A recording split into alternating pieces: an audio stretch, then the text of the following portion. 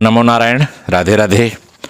अवधूत गीता के इसी क्रम में भगवान दत्तात्रेय की चर्चा है। श्रीमद् भागवत महापुराण के एकादश स्कंद के अंतर्गत एक अवधूत गीता प्राप्त होती है, जिसे भगवान श्री कृष्ण उद्धव संवाद के अंतर्गत अवधूत उपाख्यान के नाम से जाना जाता है। उसको भी अवधूत गीता कहते हैं। 3 अध्याय में है। इस गीता के अंतर्गत भगवान अवधूत दत्तात्रेय द्वारा राजर्षि यदु को अपने 24 गुरुओं के नाम और उनसे प्राप्त शिक्षाओं की चर्चा की गई है। राजर्षि यदु को जो शिक्षा दिया भगवान दत्तात्रेय ने, ये छोटी छोटी रोचक कथाओं के साथ निबद्ध और उनके उपदेश अत्यंत मार्मिक और हृदयग्राही हैं। इसे सुनकर राजा यदु सभी आसक्तियों से मुक्त होकर सहज ही समदर्शी हो गए। इस गीता की विषय वस्तु केवल विद्वानों के बीच प्रसिद्ध नहीं है, बल्कि लोक संस्कृति में भी रची बसी हुई है, जो भारत में बड़ी ही चर्चा का विषय रहा करता है। अब अवधूत गीता की चर्चा के इस 9वें अध्याय के अंतर्गत पृथ्वी से लेकर कबूतर तक 8 गुरुओं की कथा है। 9वें अध्याय के अंतर्गत भगवान श्री कृष्ण ने कहा, भाग्यवान उद्धव जी, तुमने मुझसे जो कुछ कहा मैं वही करना चाहता हूँ। ब्रह्मा, शिव और इंद्रादि लोकपाल भी अब यही चाहते हैं कि मैं उनके लोकों में होकर अपने धाम को चला जाऊं। पृथ्वी पर देवताओं का जितना काम करना था उसे मैंने पूरा कर दिया है। इसी काम के लिए ब्रह्मा जी की प्रार्थना से मैं बलराम के साथ अवतीर्ण हुआ था। अब यह यदुवंश ब्राह्मणों के शाप से भस्म हो चुका है, पारस्परिक फूट और युद्ध से नष्ट हो गया है। आज के 7वें दिन समुद्र इस पुरी को, द्वारिका को डुबा ले जाएगा। हे प्यारे उद्धव, जिस क्षण मैं मृत्युलोक का परित्याग कर दूंगा उसी क्षण इन सारे मंगल नष्ट हो जाएंगे। थोड़े ही दिनों में पृथ्वी पर कलयुग का बोलबाला हो जाएगा। और जब मैं इस पृथ्वी का त्याग कर दूंगा तब तुम इस पर मत रहना, क्योंकि साधु उद्धव, कलयुग में अधिकांश लोगों की रुचि अधर्म में ही होगी। अब तुम अपने आत्मीय स्वजन और बंधु बांधवों का स्नेह संबंध छोड़ दो उद्धव। अनन्य प्रेम से मुझ में अपना मन लगाकर समदृष्टि से पृथ्वी में स्वच्छंद विचरण करो। इस जगत में जो कुछ मन से सोचा जाता है, वाणी से कहा जाता है, नेत्रों से देखा जाता है और कानों से सुना जाता है, इंद्रियों से अनुभव किया जाता है, वो सभी नाशवान हैं, सपने की तरह मन का विलास है। इसलिए माया मात्र है, मिथ्या है, ऐसा समझो। जिस पुरुष का मन शांत है, असंयत है, उसी को पागल की तरह अनेक वस्तुएं मालूम पड़ती हैं। वास्तव में चित्त का भ्रम ही है। नाना तत्व का भाम हो जाने पर यह गुण है, यह दोष है, इस प्रकार की कल्पना करनी पड़ती है। जिसकी बुद्धि में गुण और दोष का भाग बैठ गया है, भेद बैठ गया है, दृढ़मूल हो गया है, उसी के लिए कर्म अकर्म विकर्म भेद रूप का प्रतिपादन हुआ है।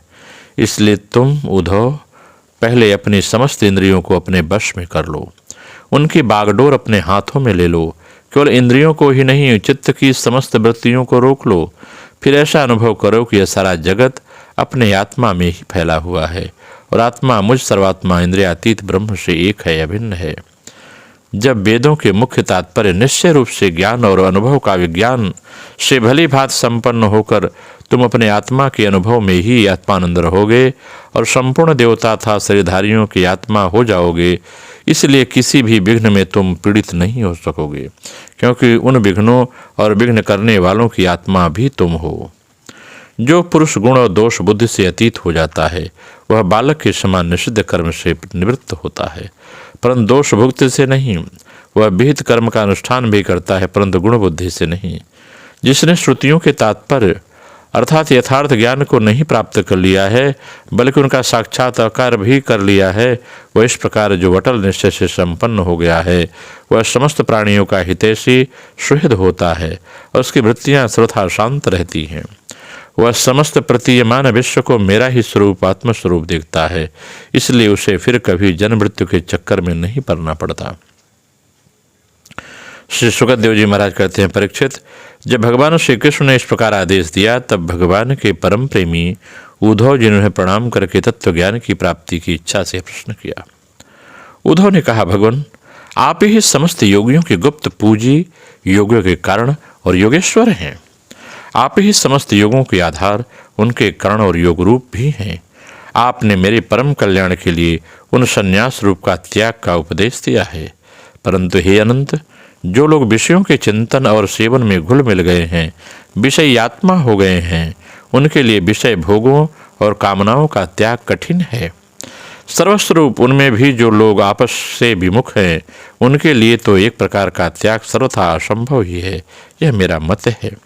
हे प्रभु, मैं भी ऐसा ही हूँ। मेरी मति इतनी मूढ़ हो गई है कि यह मैं हूँ, यह मेरा है, इस भाव से मैं आपकी माया के खेल, देह और देह संबंधी स्त्री पुत्र धनादि में डूबा रहता हूँ।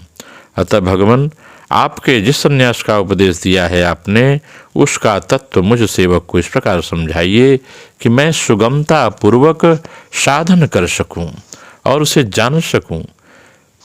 मेरे प्रभु, आप भूत भविष्य वर्तमान तीनों कालों से अबाधित हैं, एक रस सत्य हैं। आप दूसरों के द्वारा प्रकाशित नहीं, स्वयं प्रकाश आत्मा स्वरूप हैं। प्रभु, मैं समझता हूँ कि मेरे लिए आत्म तत्व का उपदेश, आत्म तत्व का उपदेश करने वाला आपके अतिरिक्त देवताओं में कोई नहीं है। ब्रह्मा आदि जितने भी बड़े बड़े देवता हैं, वे सब शरीर अभिमानी होने के कारण आपकी माया से मोहित हो रहे हैं। उनकी बुद्धि माया के वश में हो गई है। यही कारण है कि वे इंद्रियों से अनुभव किए जाने वाले बाह्य विषयों को सत्य मानते हैं। इसलिए मुझे तो आप ही उपदेश कीजिए। भगवान, इसी से चारों ओर से दुख की दावाग्नि जलकर और विरक्त होकर मैं आपकी शरण में आया हूँ। आप निर्दोष, देश काल से अपरिच्छिन्न, सर्वज्ञ सर्वशक्तिमान और विनाशी बैकुंठ लोक के निवासी एवं नरक के नित्य सखा नारायण हैं। आप ही मुझे उपदेश करिए। श्री भगवान श्री कृष्ण जी उद्धव की इस बात को जब सुना तो कहने लगे, उद्धव, संसार में जो मनुष्य यह जगत क्या है, इसमें क्या हो रहा है, इत्यादि बातों का विचार करने में निपुण हैं, वे चित्त में भरी हुई अशुभ वासनाओं से अपने आप को स्वयं अपनी विवेक शक्ति से प्रायः बचा लेते हैं।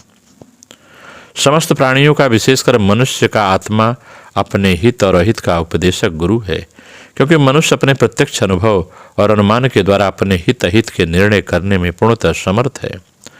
सांख्य योग विशारद धीर पुरुष इस मनुष्य योनि में इंद्रिय शक्ति, मन शक्ति आदि के आश्रयभूत मुझ आत्म तत्व को पूर्णतः प्रकट रूप से साक्षात्कार कर लेते हैं।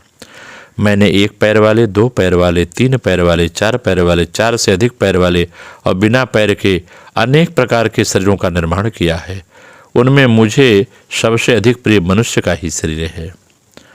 इस मनुष्य शरीर को में एकाग्रचित्त तीक्ष्ण बुद्धि पुरुष, बुद्धि आदि ग्रहण किए जाने हेतु, जिनमें से अनुमान भी होता है, अनुमान से ग्राह्य और अहंकार आदि विषयों से भिन्न मुझ सर्वप्रवर्तक ईश्वर को साक्षात अनुभव करते हैं। इस विषय में महात्मा लोग एक प्राचीन इतिहास कहा करते हैं। इतिहास परम तेजस्वी दत्तात्रेय भगवान अवधूत दत्तात्रेय और राजा यदु के संवाद के रूप में है। कहते हैं, एक बार की बात है, धर्म के मर्मज्ञ राजा यदु ने देखा कि एक त्रिकालदर्शी तरुण अवधूत ब्राह्मण निर्भय विचर रहे हैं।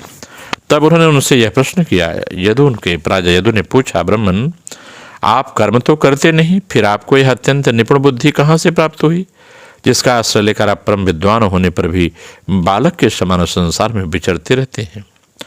ऐसा देखा जाता है कि मनुष्य आयु, यश और सौंदर्य संपत्ति आदि की अभिलाषा से लेकर ही धर्म, अर्थ, काम अथवा तत्व जिज्ञासा में प्रवृत्त होते हैं। अकारण कहीं किसी की प्रवृत्ति नहीं देखी जाती। ऐसा प्रश्न राजा यदु ने भगवान दत्तात्रेय से किया। कहते हैं, मैं देख रहा हूं कि आप कर्म करने में समर्थ, विद्वान और निपुण हैं। आपका भाग्य और सौंदर्य भी प्रशंसनीय है। आपकी वाणी से तो मानो अमृत टपक रहा है। फिर भी आप जड़, उन्मत्त तथा पिशाच के समान रहते हैं। न तो कुछ करते हैं, न चाहते ही हैं। संसार के अधिकांश लोग काम और लोभ के दावानल से जल रहे हैं, परंतु आपको देखकर ऐसा मालूम होता है आप मुक्त हैं। आप तक उनकी आँच भी नहीं पहुँच पाती। ठीक वैसे ही जैसे कोई हाथी वन में दावाग्नि लगने पर उससे छूटकर गंगा जल में खड़ा हो। ब्राह्मण, आप पुत्र, स्त्री, धन आदि संसार से स्पर्श से भी रहित हैं। आप सदा सर्वदा केवल स्वरूप में ही स्थित रहते हैं। हम आपसे यह पूछना चाहते हैं कि आपको अपने आत्मा में ही ऐसे अनिर्वचनीय आनंद का अनुभव कैसे होता है। आप कृपा करके अवश्य मुझसे बतलाइए। नमो नारायण। राधे राधे।